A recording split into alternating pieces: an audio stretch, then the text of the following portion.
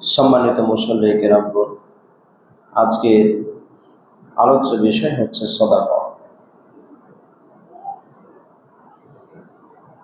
সদাকা আমাদের অতীব গুরুত্বপূর্ণ একটি বিষয়। প্রতিটি বিষয়ের কাফারা থাকে, শাস্তির। পৃথিবীতে যখন কেউ কোনো অন্যায় করে তখন আল্লাহ রব্বুল আলামিন সরাসরি আমাদের উপর কোনো বিধান প্রয়োগ করেন। হয়তো কোনো বিপদ বা অন্যান্য কোনো ধরনের ক্ষতি সাধনের মাধ্যমে আল্লাহ প্রদত্ত বিচার হয়ে থাকে। কিন্তু পার্থিব জগতের যখন কোনো অপরাধ সংগঠিত হয় তখন সেই অপরাধের একটি কাফারা থাকে। সেটি অর্থদণ্ড হতে পারে, সেটা জেল হাজত হতে পারে।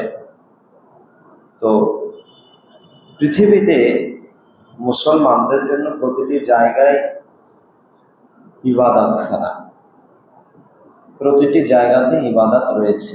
আল্লাহ রব্বুল আলামিন তার বিধান নাজিল করেছেন, তার বিধান সম্পর্কে আমাদেরকে জানিয়ে দিয়েছেন, জানার ব্যবস্থা করে দিয়েছেন। সেই মহান প্রতিপালকের যখন বিধিবিধানের ত্রুটি হয়, বিচ্যুতি হয়, আমরা যখন ঠিকভাবে ইবাদতগুলো করতে পারি না, তখন আল্লাহ রব্বুল আলামিনেরও কিছু শাস্তির সম্মুখীন আমাদেরকে হতে হবে। এটাই বাস্তব কথা। এখন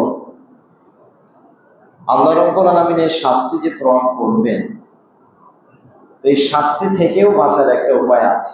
পৃথিবীতে যেমন যে কোনো বৈচারিক পদ্ধতিতে একটা ভুল হয়ে গেলে বিচারকরা গিয়ে যাই হোক একটা সমাধান করে দেয়।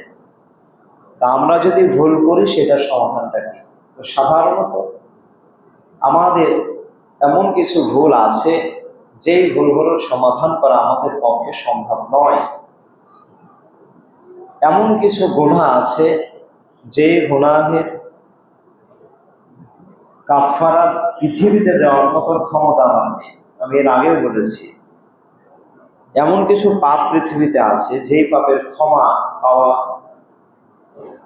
খুব কষ্টকর এবং কষ্টসাধ্য। আপনি মানুষের উপর জুলুম করে সুদ খেয়েছেন দীর্ঘ সময়, হাজার হাজার মানুষের কাছ থেকে সেই কোম্পানিতে আপনি চাকরি করেছেন। বিগত সময়ে তওবা করলেন, আলহামদুলিল্লাহ, এটা খুব ভালো। আল্লাহ হয়তো আপনার তাওবার মাধ্যমে আপনার ক্ষমা করতে পারেন। তাওবা যদি আপনার তাওবার মতো তাওবা হয়, তাহলে সেই তাওবা দ্বারাই আল্লাহ ক্ষমা করে দিতে পারেন। এটা আল্লাহর ব্যাপার। কিন্তু সাধারণত আল্লাহ রাব্বুল আলামিন বলছেন হাক্কুল ইবাদ, এইটা কিন্তু ক্ষমা হয় না। তারপরে আল্লাহ ক্ষমা করতে পারে, এটা আল্লাহর ব্যাপার। আপনার তাওবা যদি সেই রকম হয়, আপনার প্রতিনিয়ত সেই সময়ের জন্য যদি আপনার চোখ দিয়ে পানি ঝরে, আপনার যদি নিয়মিত 5 ওয়াক্ত নামাজ ধরে ফেলেন, রাত্রে তাহাজ্জুদ নামাজ পড়ে আল্লাহর কাছে কান্নাকাটি করেন, আল্লাহ জানেন যে আমার কোন বান্দাকে কিভাবে ক্ষমা করতে হয়। তো এইটা ভিন্ন বিষয়। কিন্তু সাধারণত কোরআন ও হাদিস থেকে যা জানতে পারি আমরা, হাক্কুল ইবাদ তথা বান্দার হককে যারা বিনষ্ট করে তাদের হক তাদেরকে ফিরিয়ে দিতে হবে, তাদের হক তাদেরকে ফিরিয়ে দিতে হবে। তো যে বিগত সময়ে আপনি কোরআনকে অ্যাভয়েড করে, ইসলামকে অ্যাভয়েড করে মানুষের উপরে জুলুম করে সুদ খেয়েছেন এবং অবৈধ ব্যবসার মাধ্যমে যুব সমাজকে ধ্বংস করে দিয়েছেন, হাজারটা পরিবারকে ধ্বংস করে দিয়েছেন। তো এই যে পরিবারগুলোকে আপনি ধ্বংস করেছেন, এই পরিবারের ধ্বংসের দায়ভার আপনাকেই নিতে হবে। তো সেদিন কিন্তু তাদের যত ক্ষতি হয়েছে এই ক্ষতিপূরণ কিন্তু আপনাকে দিতে হবে। আপনার অবৈধ ব্যবসার মাধ্যমে শুধু একটি জীবন নষ্ট হয়ে যায়, একটি পরিবার নষ্ট হয়ে গেছে, একটি মেয়ের জীবন নষ্ট হয়ে গিয়েছে, একটি সমাজের যে বৈশিষ্ট্য সুন্দর সমাজ গঠন এইটা নষ্ট হয়ে গেছে। তো এই মাদক দ্রব্য যারা বা যে ছড়িয়ে দিচ্ছে এবং যারা দোকানে বসে থেকে সারা মাসে হয়তো 100-150 টাকা লাভের জন্য মাদক দ্রব্য বিক্রি করছেন, সিগারেট, ধূমপান জাতীয় জিনিসগুলো বিক্রি করছেন, এইখান থেকে মাপ পাওয়া খুব কষ্টকর। কারণ আমি আগেই বলেছি যে এই সিগারেট এগুলো হচ্ছে মাদক দ্রব্যের প্রথম দরজা, এই দরজা দিয়েই প্রথম প্রবেশ করে। সুতরাং এই ভয়াবহ জিনিসগুলো থেকে এই যে আমরা মানুষের জীবনকে ধ্বংস করে দিই, হাক্কুল্লাহ যে গুনাহগুলো রয়েছে সেটাকে আপনি নামাজ পড়েননি, নামাজ ধরেছেন, দুজনের সম্মতিতে জেনা হয়েছে, দুজনের সম্মতিতে জেনা হয়েছে, আল্লাহর বিধানকে আপনি লঙ্ঘন করেছেন, পরবর্তীতে আপনি তাওবা করেছেন, ক্ষমা চেয়েছেন, এটা হচ্ছে হাক্কুল্লাহ। সিয়াম, রমাদানের 30টি সিয়াম আপনাকে পালন করতে হতো, এটা আল্লাহর হক, আপনি পালন করেন না, ছেড়ে দিয়েছেন। তো যা পরবর্তীতে আপনি অনুশোচনায় ভুগে তাওবা করেছেন এবং যে পদক্ষেপগুলো নেওয়া প্রয়োজন সে পদক্ষেপগুলো আপনি নিয়েছেন, এটা হাক্কুল্লাহ, আল্লাহ আপনার মাফ করতেই পারেন।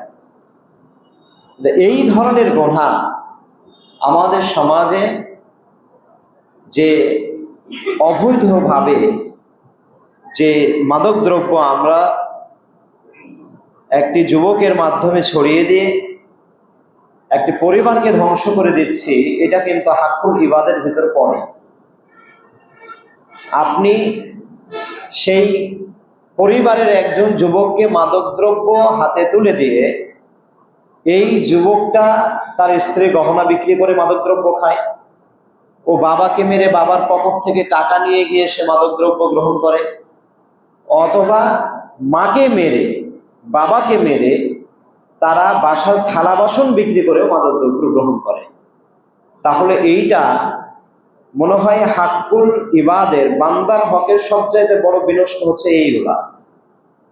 মানে এটা এমনই একটা জঘন্য অপরাধ যে এর মাধ্যমে যাকে ধরিয়ে দেওয়া হচ্ছে সে নিজে নষ্ট হয়ে যাচ্ছে, তার জন্য পরিবার নষ্ট হয়ে যাচ্ছে, একটি মেয়ের জীবন নষ্ট হয়ে যাচ্ছে এবং পরবর্তী তার যে জেনারেশন তারা নষ্ট হয়ে যাচ্ছে। সুতরাং এই গুনাহগুলো কিন্তু সাধারণত ক্ষমা অনেক কষ্টকর। তারপরেও বলেছি তাওবা অত্যন্ত, যদি সেই রকম আপনার তাওবা হয় আল্লাহ আপনাকে ক্ষমা করতেই পারেন, এরকম অনেক দৃষ্টান্ত রয়েছে। কেউ আবার সুযোগ নিয়েন না, আল্লাহ তো ক্ষমা করেন না, ওটা তাওবাই হয়নি আপনার। আপনি তো ওই চিন্তা চেতনায় থাকেন যে আল্লাহ তো ক্ষমা করেই দেয়, তাহলে আপনার তাওবাই হয়নি। তো যাই হোক প্রিয় ভাইরা আমার, এই দান হচ্ছে এগুলোকে মিটিয়ে দেওয়ার বড় একটা অংশ। মানে কোনো উপায় নাই, সিলেটে গিয়েছেন, ব্যবসা করেছেন, ঠকবাজি করেছেন, ওজনে কম দিয়েছেন, চিন্তা ভাবনা করেছেন যে আমি রসমালাই বিক্রি করি, তো রসমালাই হচ্ছে 500-600 টাকা কেজি, এখন আপনি বাটি যেটা দিয়ে দিলেন ওইটা হচ্ছে 200 গ্রাম বা 150 গ্রাম। রসমালাইয়ের যে বাটি দেওয়া হয় এটা প্রায় 150 থেকে 200 গ্রাম। এই বাটির দাম সর্বোচ্চ 5 থেকে 10 টাকা। এখন উনি যে আমাকে রসমালাই 400-500 টাকা কেজি ধরলেন আর এই বাটিতে মেপে দিলেন, এই বাটির ওজন তো এর দাম তো 5 টাকা, কিন্তু এটা হিসাব করতে গেলে দেখা যাচ্ছে প্রায় 50 টাকা আপনার এর মাধ্যমে নিয়ে নিয়েছেন। এটা হচ্ছে ঠকবাজি, এটা একটা প্রতারণা। তো এইভাবে আপনি গোদাগাড়ির বাজারে 1000টা মানুষকে আপনি এভাবে মিষ্টি বিক্রি করেছেন। তাহলে এই যে আপনি মিষ্টি বিক্রি করলেন, যে আপনার মিষ্টি দেওয়ার যে পণ্যটা রয়েছে সেটা প্যাকেট হোক আর যাই হোক, তো এইটা যে আপনি এভাবে দিয়ে যাচ্ছেন বারবার, এই যে 200 গ্রাম বা 150 গ্রাম ওজন হচ্ছে, তো 150 গ্রাম ওজনের দাম প্রায় 30 থেকে 40 টাকা, কিন্তু ওটার দাম তো ছিল মাত্র 10 টাকা। তাহলে বাকি 30 থেকে 40 টাকা আপনি মিষ্টির দরে নিয়ে নিলেন। আমরা ভাবি যে ওরে বাসরে, আমাকে মিষ্টি দিল তো মিষ্টির সাথে একটা বাটিও দিল, কিন্তু এইভাবে হিসাব করলে বুঝতে পারবেন যে প্রতারণা কোন মাত্রায় গিয়ে ঠেকেছে। তো এইভাবে এরকম অনেক গুনাহ আছে যে গুনাহগুলো আপনি একটা জীবন হয়তো করে ফেলেছেন, কিন্তু আপনি অনুশোচনায় এখন ভুগছেন। এখন কি করবেন? এখানে 1000 জনকে আপনি দিয়েছেন, এখানে 1000 জনকে দিয়েছেন, চিনেন না কে কবে ঢাকা থেকে এসেছে, কে রাজশাহী থেকে এসেছে, কে চরাঞ্চল থেকে এসেছে, তো বহুত মানুষকে আপনি দিয়ে ফেলেছেন। এখন এদের হক আপনি ফিরিয়ে দিবেন কি করে? উপায় তো নাই।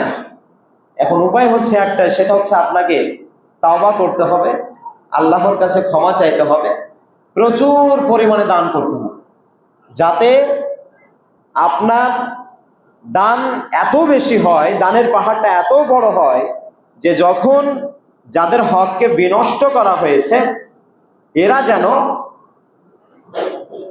হাসরের মাঠে যখন বলে বসবে যে আল্লাহ, ও আমার সঙ্গে প্রতারণা করেছিল, আমার হককে বিনষ্ট করেছিল, তা আমার আজকে হক ফিরিয়ে দিন।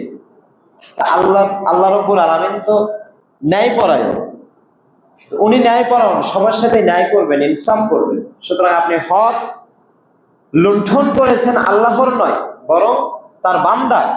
সুতরাং আল্লাহর কাছে সকল বান্দাই সমান, তিনি এটা বিচার কিন্তু করবেন। তো বলা হবে কি যে ঠিক আছে, অবশ্যই সেটা করা হবে। তা আল্লাহ কি করবেন? তার ভাগের নেকিগুলো নিয়ে তাকে দিয়ে দেওয়া হবে। এখন এই যে নেকির পাল্লা আপনার যদি বড় করতে হয়, তাহলে আপনাকে ইবাদত তো করতেই হবে, আল্লাহর যে বিধিবিধানগুলো রয়েছে এগুলো তো করতেই হবে, এবং দানের সীমা বাড়িয়ে দিতে হবে, আপনাকে প্রচুর পরিমাণে দান করতে হবে। তো এই প্রসঙ্গে আমি যে আয়াতটি আপনাদের সামনে আজকে তেলাওয়াত করেছি, এই আয়াতটিতে আল্লাহ রাব্বুল আলামিন বলছেন যে ওয়া আনফিকু মিম্মা রাযাকনাকুম, আল্লাহ রাব্বুল আলামিন ইয়া আইয়ুহাল্লাযীনা আমানু ওয়া আনফিকু মিম্মা রাযাকনাকুম, আল্লাহ রাব্বুল আলামিন বলছেন যে হে ঈমানদারগণ, তোমাদেরকে যে রিজিক দেওয়া হয়েছে তা থেকে তোমরা ব্যয় করো। ওয়া আনফিকু মিম্মা রাযাকনাকুম, তোমাদেরকে যে রিজিক দেওয়া হয়েছে সেখান থেকে তোমরা ব্যয় করো। মিন ক্বাবলি আইয়াতিয়া আহাদাকুমুল মাউত, আল্লাহ রাব্বুল আলামিন বলছেন যে কারো মৃত্যু আসার পূর্বেই এই দান আপনাকে করে যেতে হবে। আল্লাহ রাব্বুল আলামিন বলছেন যে ফায়াকুলু রব্বি, তারা আফসোস করে বলবে হে আল্লাহ, আমাকে একটু সময় দেন, আমাকে কি করেন, আমাকে একটু সময় দেন যাতে আমি কি করতে পারি। লাউলা আখরতানি ইলা আজালিন করিব, আর সামান্য কিছুদিনের জন্য আমাকে অবকাশ যদি দিতেন তাহলে আমি কি করতাম, ফাসাদদাকা, আমি সদাকা করতাম। আমি কি করতাম? সদাকা করতাম। এখানে সরাসরি আফসোসের কথা বলা হচ্ছে। কোরআন মাজিদে আফসোসের বিষয়গুলো প্রায় 9 থেকে 10 11 জায়গায় মতো উঠে এসেছে, তার ভিতরে এটি একটি আয়াত যে মৃত্যুর আগ মুহূর্ত, একেবারে যখন মৃত্যুর সময় ঘনিয়ে আসবে, তখন পৃথিবীর সবকিছু থেকে সে তার সবকিছু শেষ, সে এখন সবকিছু দেখতে পাবে বাইরে, সে জাহান্নামকে অবলোকন করতে পারবে, সে ভালো কাজ করেছে না মন্দ কাজ করেছে এটা তার মৃত্যুই তাকে বুঝিয়ে দেবে।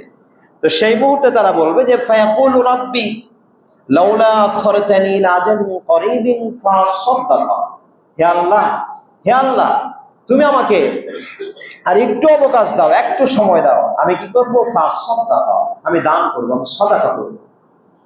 তা আল্লাহ রাব্বুল আলামিন বলছেন ওয়া আকুম মিনাস সলিহিন, বলছেন যে তারা বলবে যে এবং আমরা গিয়ে সৎকর্মশীলদের অন্তর্ভুক্ত হব। আল্লাহ রাব্বুল আলামিন তার পরের আয়াতে বলছেন যে ওয়ালা ইউআখিরুল্লাহু নাফসা, অথচ আল্লাহ তাআলা বলেন যে কোনো ব্যক্তিকে অবকাশ দেবেন না, কখন, ইদা জাআ আজালুহা, যখন তার নির্ধারিত সময় চলে আসে। আল্লাহ রাব্বুল আলামিন কি বলছেন, ওয়ালা ইউআখিরুল্লাহু নাফসা, কোনো ব্যক্তিকে অবকাশ দেওয়া হবে না, কখন, ইদা জাআ আজালুহা, যখন তাদের নির্ধারিত সময় চলে আসবে তখন তাদের আর কোনো অবকাশ দেওয়া হবে না। মানে নির্ধারিত সময় চলে এসেছে, মানে আপনি অসুস্থ হলেই যে মৃত্যু শয্যায় সজ্জিত হয়েছেন বিষয়টা কিন্তু তাই না। মাউতের নির্দিষ্ট সময় যখন চলে আসবে সেই সময়ে কোনো তাওবাও কবুল করা হবে না। আল্লাহ রাব্বুল আলামিন বলছেন আল্লাহু খাবীরুম বিমা তা'মালুন, তোমরা যা কিছু করো আল্লাহ সে বিষয়ে পুরোপুরি অবগত, তিনি সব কিছু জানেন।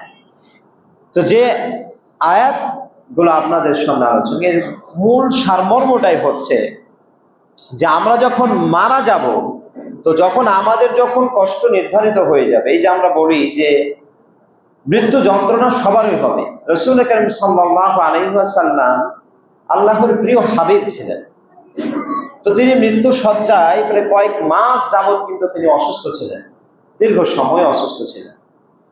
রাসূল কারীম সাল্লাল্লাহু আলাইহি ওয়াসাল্লাম তিনি মৃত্যু শয্যায় যখন সজ্জিত, তখন উনি যে তার মাথাটা চাড়বেন এই শক্তিও তার ছিল না। আয়েশা রাদিয়াল্লাহু তাআলা আনহাকে বললেন, আয়েশা তুমি আমার মাথাটাকে একটু চেড়ে ধরো। তো মাথাটা চেড়ে ধরা হলো। রাসূল কারীম সাল্লাল্লাহু আলাইহি সাল্লাম যখন মাথাটা এভাবে চেড়ে ধরা হলো তার উরুর উপরে, তখন তিনি এভাবে দেখলেন যে আমার সাহাবীরা নামাজ আদায় করছে। তা রাসূলের চোখ দিয়ে ঝরঝর করে পানি পড়ছিল, যে এই সালাতের জন্যই আমার উহুদের ময়দানে, তায়েফের ময়দানে রক্ত ঝরেছে, আমার অনেক সাহাবা রক্ত ঝরেছে এই সালাতের জন্য। তা আলহামদুলিল্লাহ যে আমরা সালাত আজকে নির্দ্বিধায় পড়তে পারি। আজকে সালাত পড়ার জন্য আমাদেরকে রক্তারক্তি করতে হয় না। হয়েছে নাকি যে আপনি লুকিয়ে লুকিয়ে সালাত আদায় করছেন, সালাত আদায় করার জায়গা নেই। তো এটা আমাদের শুকরিয়া যে আজকে আমরা সালাত নির্দ্বিধায় পড়তে পারি। বরং দুঃখের বিষয় যে আজকে আপনাকে নামাজের জন্য আহ্বান করলে আমি খারাপ হয়ে যাই, আরেকজন খারাপ হয়ে যাচ্ছে। সমাজের কোনো যুব সমাজ দায়িত্ব নিয়ে যখন একটা ভালো কাজ করতে যাচ্ছে তখন বাধাপ্রাপ্ত হচ্ছে। ও যখন 3 দিন বলে একটা ভালো কাজের কথা, যখন একটা যুব সমাজ গিয়ে বলছে বা একজন বলছে, তখন তার পুনরাবৃত্তি করা হচ্ছে, মানে উল্টো তাকেই প্রাসঙ্গিকভাবে আক্রমণ করা হচ্ছে। সেটা কি, ওর বাপ আবার কত ভালো, ওর বাপকে ঠিক করেনি, আমাকে বলতে এসেছে। প্রিয় ভাই জানেন, পৃথিবীতে আমি আপনি বেঁচে আছি, এটা তো সন্তান বাবা, সেইখানে গিয়ে নিজের স্ত্রীর পরিচয় নিতে চাইবে না। ও উম্মিহি ওয়া আবিহি ওয়া আখি, সেখানে ভাই তার ভাইয়ের পরিচয় নিবে না, সেখানে বাবা তার সন্তানের পরিচয় নিবে না, বলবে কাউকে চিনি না। তার মানে কি বুঝলেন? সবাই নিজ নিজ আমল নামা নিয়ে আমরা নিজ নিজ আমল নামা নিয়ে আমরা পৃথিবী থেকে চলে যাব, এবং সেখানে গিয়ে আমার আমল নামার হিসাব আমাকেই দিতে হবে। এটা এমন একটি জায়গা যে বাবা কেউ ছাড়বে না। বাবা যদি সন্তানের সাথে বেহদ করে, বাবা যদি এক সন্তানকে অধিক সম্পদ দিয়ে যায় আর এক সন্তানকে কম দিয়ে যায়, বাবাকেও ছাড়া হবে না। আবার সন্তানও যদি এক সন্তানের উপর বাবা মাকে চাপিয়ে দিয়ে আর এক সন্তান বাইরে গায়, নিজে দেখাশোনা তো করেই না, আবার দেখা যাচ্ছে ঘুরিয়ে ওই ভাইরে দুর্নাম করে বেড়ায়। আমাদের সমাজটা এখন এটাই দেখা যাচ্ছে। কিছু মা বাবা রয়েছে সন্তানের সঙ্গে বেহক করছেন, সুতরাং মা বাবাও কিন্তু ছাড় নেই। আমরা সব সময় বলি কি, মা বাবার পায়ের নিচে জান্নাত, অবশ্যই। কিন্তু মা বাবাও যদি বেহক করে যায় তাহলে মা বাবারও ছাড় নেই। আবার কোন সন্তান মা বাবাকে দেখছে, দুঃখের বিষয়, ভালো হোক আর মন্দ হোক, মা বাবা যার কাছেই থাকছে, দেখা যাচ্ছে আর 2, 3, 4 ভাই যারা রয়েছে ওরা আবার ওই ভাইয়ের দুর্নাম করে বেড়াচ্ছে যে আমার ভাই ভালো না, খারাপ, এসে হাবি যাবে অনেক কিছু। তো আরে ভাই, আপনার ওই ভাই এতই খারাপ, তা আপনার মা তো তার কাছেই থাকছে। সুতরাং আল্লাহ কিন্তু কাউকে ছাড় দেবেন না। যদি সন্তান পিতামাতার সঙ্গে বেহক করেন না, আপনাকেও ছাড় দেবেন না। আবার যদি মাতা পিতা সন্তানের সঙ্গে বেহক করে থাকেন, তাহলে ওই মা বাবাকেও ছাড়া হবে না। একই শাস্তি, সম্পদ আত্মসাৎ করার শাস্তি কিন্তু আপনাকে পেতে হবে। আপনি কি ভাবলেন যে শুধুমাত্র ওই প্রতিবেশীর সম্পদকে নিয়ে নয় আত্মসাৎ বলে?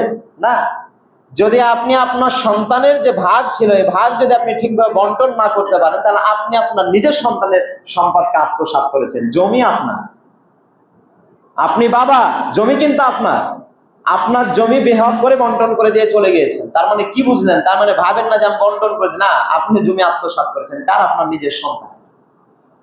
খবরদার। সুতরাং প্রিয় ভাইয়েরা আমার, যে বিষয়টি বলছিলাম সেটি হচ্ছে যে এই সব কিছুর পরে যখন আমাদের মৃত্যু নির্ধারিত হয়ে যাবে, যখন মৃত্যুর সময় ঘনিয়ে আসবে, তখন আমরা কি কি কাজ করেছি, ভালো কাজ করেছি না মন্দ কাজ করেছি, সব আমাদের চোখের সামনে চলে আসবে। রাসূল কারীম সাল্লাল্লাহু আলাইহি ওয়াসাল্লাম তিনি মৃত্যুর সময় বলছেন, আয়েশা, মৃত্যুতে নিশ্চয় কষ্ট আছে। কে বলছে এটা? রাসূল বলছেন। তিনি একজন রাসূল, তিনি অন্য কোনো রাসূল নয়, তিনি হচ্ছে আল্লাহর প্রিয় একজন রাসূল, যার মর্যাদা সকল নবীর উপরে তিনি দিয়েছেন।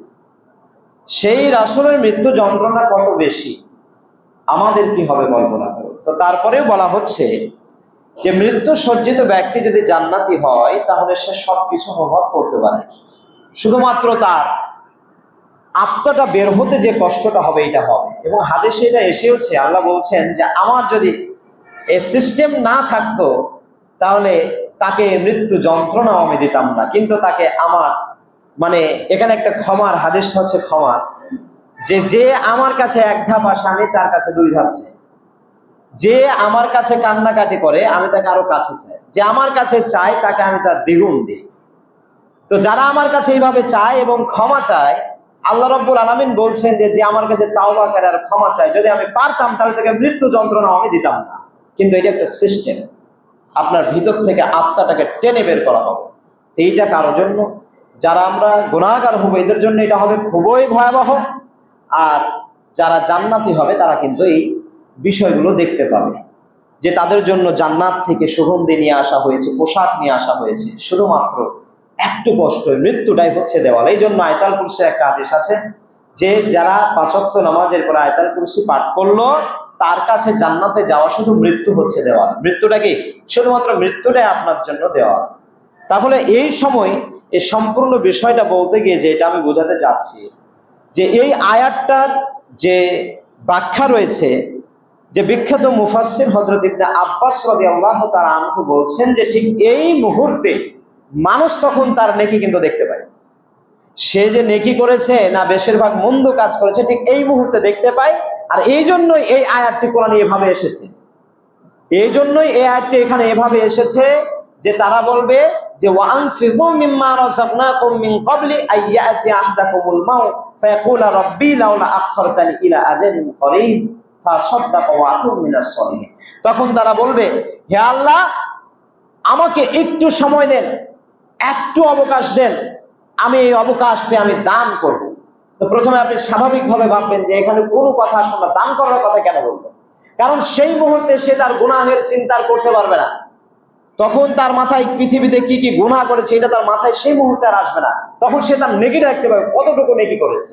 আপনি সারা বছর আপনার জিন্দেগিতে 10 বছর কাজ করেছেন, অনেক কষ্ট করে আপনি 20 লক্ষ টাকা জমা করেছেন। তা আপনি তখন 20 লক্ষ টাকা দেখতে পাবেন না সেই সময়কার কষ্টগুলো দেখতে পাবেন? হ্যাঁ, আপনার মনে পড়বে, কিন্তু অরিজিনাল যেটা কষ্ট, এই কষ্টটা আপনি আর দেখতে পাবেন না। আপনি সারাদিন যে কষ্ট করে রোদে খেটে কষ্ট করে 500 টাকা পাইছেন, এই কষ্টটা কিন্তু আপনি যখন কাজটা করছেন রানিং অবস্থায় তখন কিন্তু আপনি কষ্টটা অনুভব করবেন। কিন্তু যখন 500 টাকা পেয়ে রাত্রে গিয়ে যাবে শুয়ে যাবেন তখন অতটা অনুভব করবেন না। হ্যাঁ, কষ্ট হয়েছে, আপনি বলবেন খুব কষ্ট হচ্ছিল আজকে কাজ করতে। তো আপনার মৃত্যু যন্ত্রণা যখন চলে আসবে, আব্বাস রাদিয়াল্লাহু তাআলা আনহু বলছেন যে মৃত্যু যন্ত্রণা যখন মানুষের চলে আসে তখন সে আর কোনো কিছু ভাবার অবকাশ থাকে না। তখন সে শুধু দেখতে পাবে আমার নেকি, আমার নেকি, আমার নেকি। তো দেখবে আমার নেকি কম, তখন তার মাথায় একটা চিন্তা আসবে, আমাকে সাদাকা করতে হবে, সাদাকাকে বৃদ্ধি করতে হবে। তখন কি করতে হবে? সাদাকাকে বৃদ্ধি করতে হবে, এটাই তার থাকবে মূল চিন্তা। কারণ সাদাকা বৃদ্ধি করা ছাড়া তার ভাবার আর কোনো অপশন নেই। সাদাকা দানটাকে বৃদ্ধি করতে হবে। আল্লাহ রাব্বুল আলামিন বলছেন, আমি দানকে কিভাবে বৃদ্ধি করে দিই? দানকে আমি গরু ছাগলের মতো পালি, এটাকে বৃদ্ধি করে দেয়। একটা ছাগল থেকে যেমন বড় ছাগল ছানা হয়ে যায়, ছাগলের পাল হয়ে যায়, গরুর পাল হয়ে যায়, উটের পাল হয়ে যায়, এইভাবে আল্লাহ রাব্বুল আলামিন আমাদের দানগুলোকে পালেন। সুতরাং এই দান হচ্ছে খুবই গুরুত্বপূর্ণ একটি বিষয়। আল্লাহ রাসূল কারীম সাল্লাল্লাহু আলাইহি ওয়াসাল্লাম বলছেন যে মা নাকাসাত সাদাকাতা মিনাল মা, যে সাদাকা করলে কখনোই কমে যায় না। আমাদের মাথায় একটা জিনিস আসে কি, যে সাদাকা করলে কমে যায় না, সাদাকা করলে কমে না। আপনি যদি মসজিদে আল্লাহর উপর বিশ্বাস করে আজকে নামাজ পড়তে আসেন, তাহলে সাদাকা করলে আপনার মাল কখনোই কমে যায় না। আপনি দেখবেন যে আপনি ভেবেছেন যে আজকে আমি এই মাসে 10,000 টাকা ইনকাম করেছি, এইটা এইভাবে ব্যয় করবো, আমার তো এই মাসে 5,000 টাকা বেঁচেই যাবে, দেখছি কোনো কাজেই লাগবে না। দেখবেন যে কোনো একটা মাধ্যমে টাকা আপনার চলে গেছে।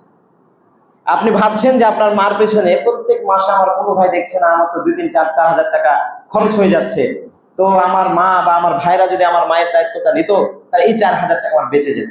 আল্লাহর কসম, আপনি দেখেন আপনার মা মারা যাক, আপনার বাবা মারা যাক, দেখবেন যে ওই টাকা আপনার জমা নেয়।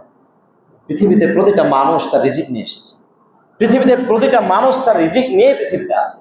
উনি চলে যাবেন, ওনার সাথে ওনার রিজিকই চলে গিয়েছে। সুতরাং এই চিন্তাধারা আমাদের ভুল। পৃথিবীতে দান করলে, সাদাকা করলে এটা কখনো কমে যায় না, বরং বৃদ্ধি পায়। ওই গাছের ডালগুলো দেখবেন যে বছর শেষে গাছের ডালগুলোকে ছেটে দেওয়া হয়। তো গাছের ডাল যখন ছেটে দেওয়া হয় তখন গাছের জাড় থাকলে কি হয় বলেন তো? গাছ ছোট হয়ে যায় না? দেখতে ছোট লাগে না, কিন্তু কি হয়? নতুন শিকড় বের হয়। নতুন কচি পাতা বের হয়, আরো সুন্দর হয়, আরো সবুজ হয়, আরো সুন্দর ফুল ফুটে।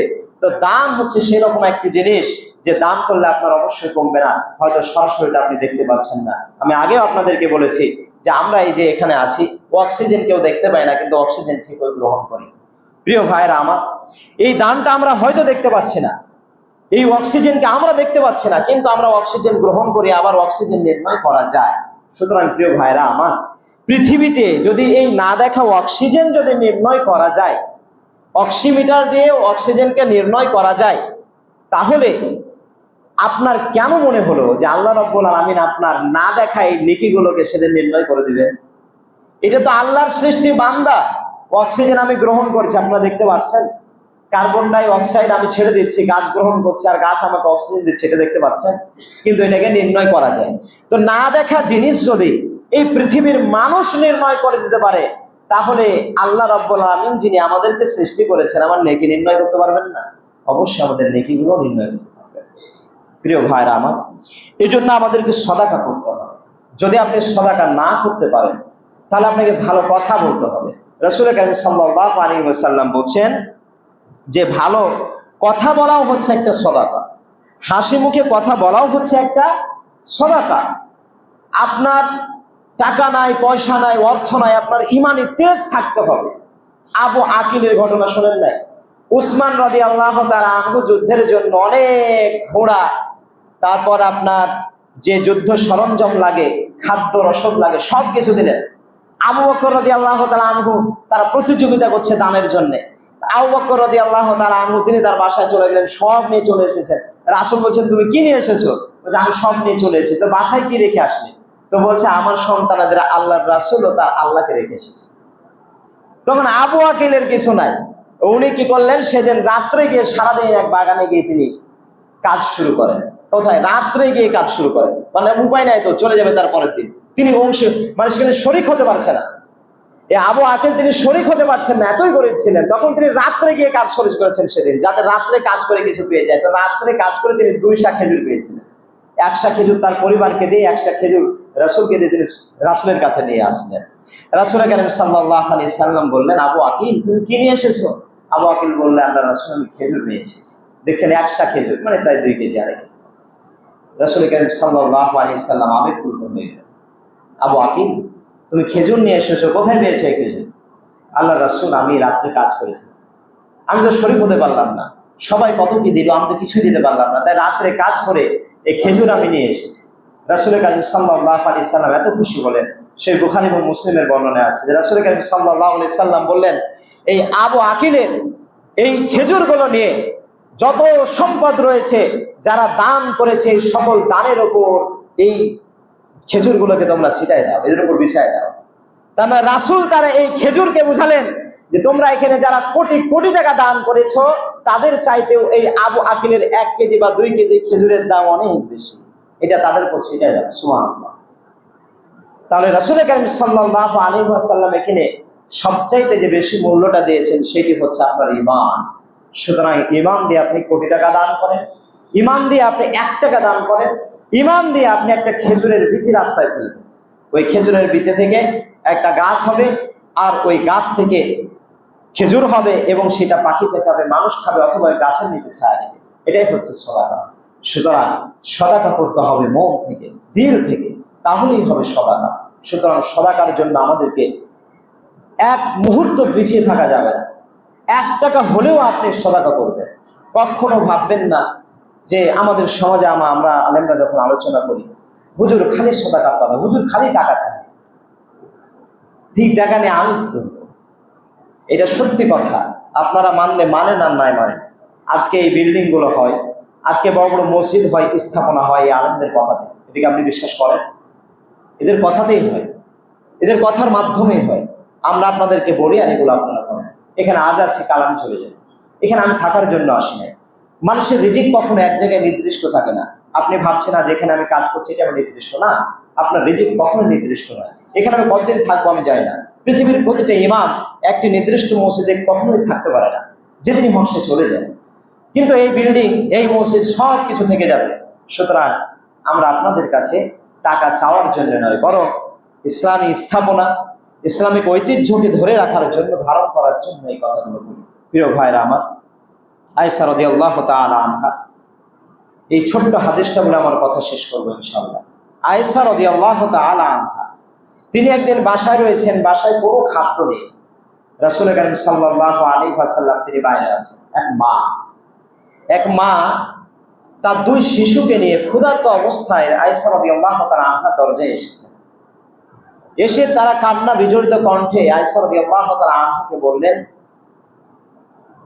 যে, হে আয়েশা, আমরা খুব ক্ষুধার্ত, আমাদেরকে যদি কোনো খাদ্য দিতেন।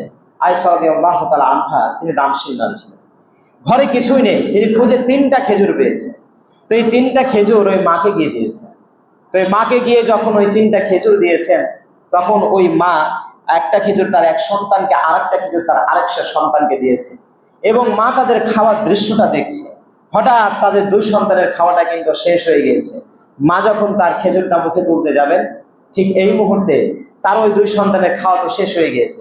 তারা তার মায়ের দিকে অপলক দৃষ্টিতে তাকিয়ে আছে। সন্তান চায় না, আর সন্তানকে চাওয়াও লাগে না। সন্তানকে চাওয়া লাগে? সন্তানকে যদি চাওয়া লাগতো তাহলে বাবারা বসে থেকে বিছানায় ঘুমাতো, কখনোই বাইরে যেত না। কারণ জানে যে আমার সন্তান এখন চায়নি, কিন্তু 2 মাস পরে আমার ছেলের একটা জিনিস প্রয়োজন, ওই জন্য 2 মাস আগে থেকে তিনি টাকা জমিয়েছে। এই হচ্ছে বাবা, এই হচ্ছে মা। তো এই মা যখন ওই খেজুরটা মুখে দিয়েছেন, দিতে যাচ্ছেন, ঠিক এই মুহূর্তে 2 সন্তানের চাহনি দেখে তার মা ওই খেজুরের টুকরাটা আবার 2 ভাগ করে 2 সন্তানকে দিয়ে দিলেন।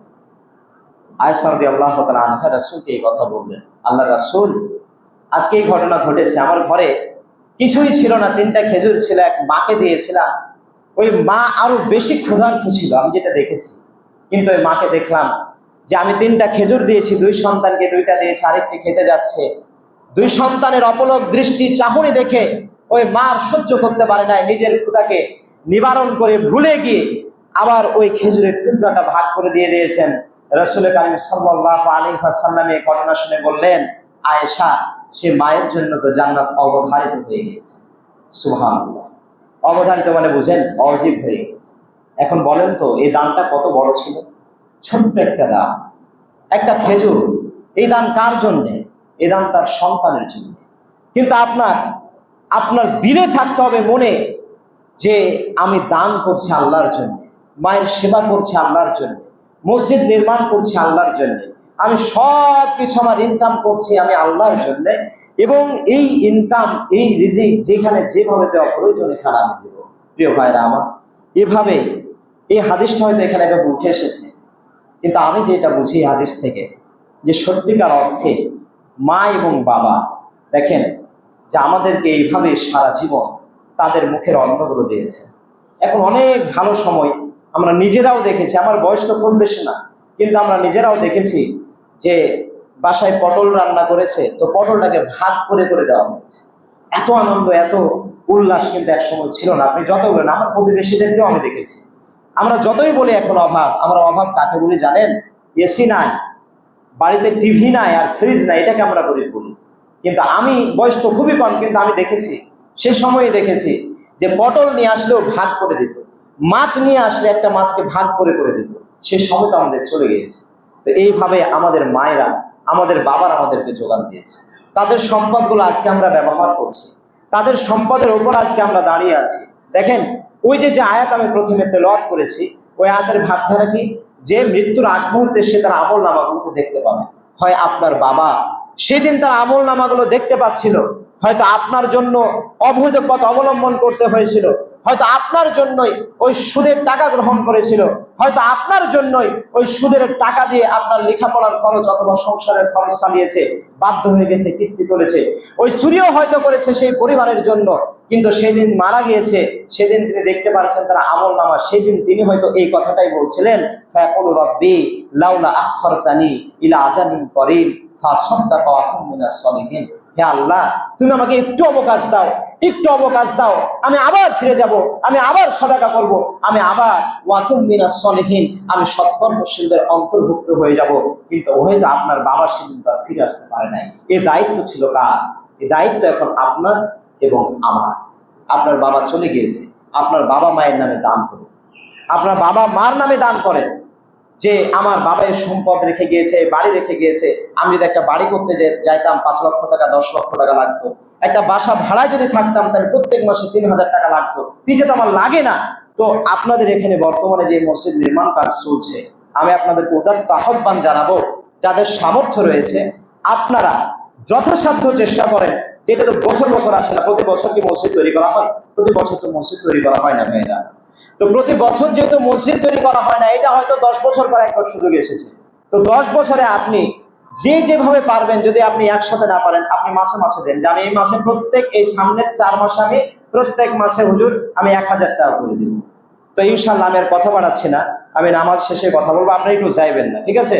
নামাজ শেষে কেউ চলে যাবেন না, আমি 2 মিনিট কথা বলবো, যেহেতু সময় পার হয়ে গিয়েছে, সুতরাং আমি আর কথা বাড়াচ্ছি না। তা আপনাদেরকে উদাত্ত আহ্বান জানাবো যে আমরা সদাকার দিকে ধাবিত হয়, দানের দিকে ধাবিত হয়, আমরা দান করি যাতে আল্লাহ রাব্বুল আলামিন আমাদেরকে পাপগুলোকে মিটিয়ে দেন। রাসূল কারীম সাল্লাল্লাহু আলাইহি সাল্লাম বলছেন যে আগুনকে যেমন পানি নিভিয়ে দেয়, গুনাহকে তেমন দান নিভিয়ে দেয়, মিটিয়ে দেয়। আল্লাহ রাব্বুল আলামিন আমাদের দানের মাধ্যমে গুনাহগুলোকে মিটিয়ে দেন, নিভিয়ে দেন। আল্লাহ রাব্বুল আলামিনের কাছে এই দোয়া করে আমি আমার এই সংক্ষিপ্ত আলোচনা এখানে সমাপ্তি ঘোষণা করছি। আসসালামু আলাইকুম ওয়া রাহমাতুল্লাহি ওয়া বারাকাতুহু। কাতারগুলো সোজা করে নিন।